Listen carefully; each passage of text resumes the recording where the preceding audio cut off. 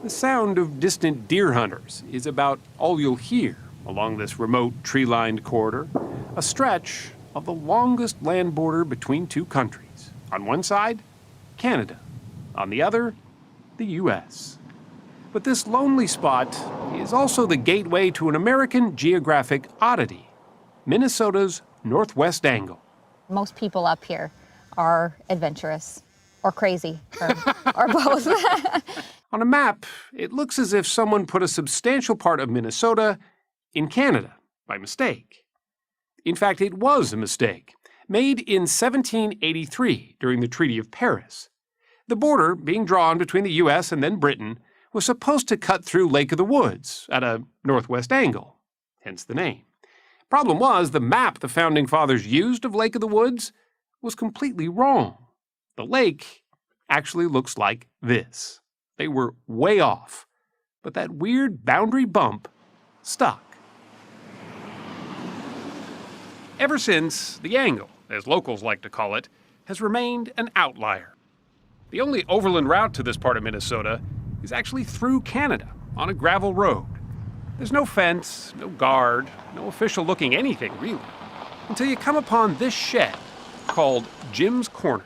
Passport? It houses a video phone so that arriving travelers like us can check in with U.S. immigration before driving on. There's no grocery store, no hospital, no theater, no fast food restaurant, not even a single traffic light. It's lucky to have a post office. This is gonna go good. But what it does have... What the heck you got, Dan? I think I got tiger by the tail.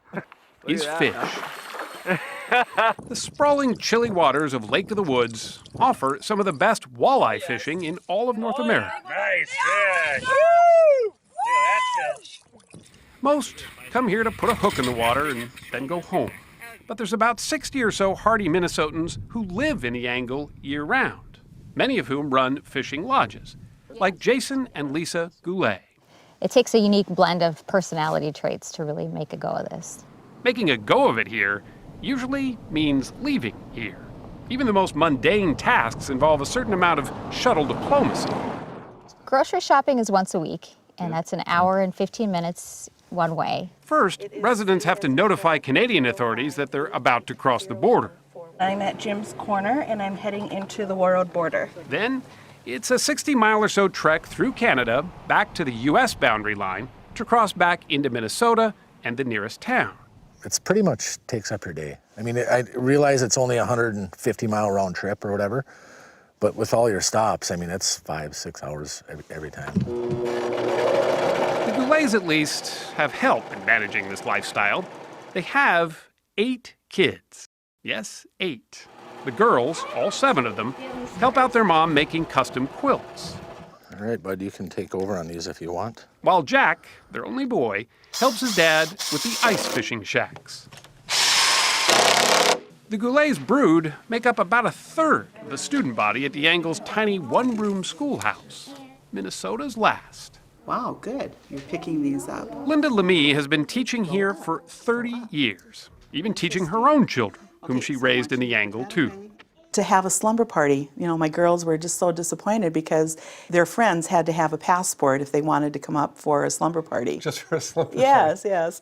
So it is different, but we've just, you know, gotten used to it, and it just seems normal. There isn't room to house high school students here, though. For that, the older kids have to border hop.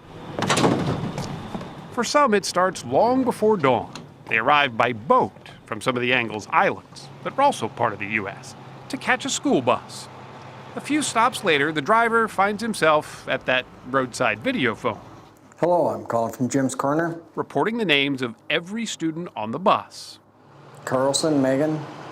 Heading to their Minnesota high school by way of Canada in the dark. By sunup, we got to wondering if maybe life would be easier if the Angle were just part of Canada. Well, turns out they tried that back in the 90s. It is a part of the United States called the Northwest Angle. The Angle made big news when it threatened to secede from the U.S. over a fish dispute. Turns out that walleye caught on the Canadian side of the lake couldn't be brought back to the U.S. side. And that made fisherman and Northwest Angle resident Gary Dietzler pretty mad. You ever imagine that it would become this big trade dispute? No. We were just trying to get a couple fish. Keep the resort going. It was partly his idea to join Canada, mainly as a stunt to get publicity for the fishermen's cause. And it worked. The Great Walleye War, as it came to be known, ended amicably. The Northwest Angle remained part of the U.S., and the walleye's nationality seemed to matter no more. Since then, things have remained as they usually are here, quiet and serene and remote.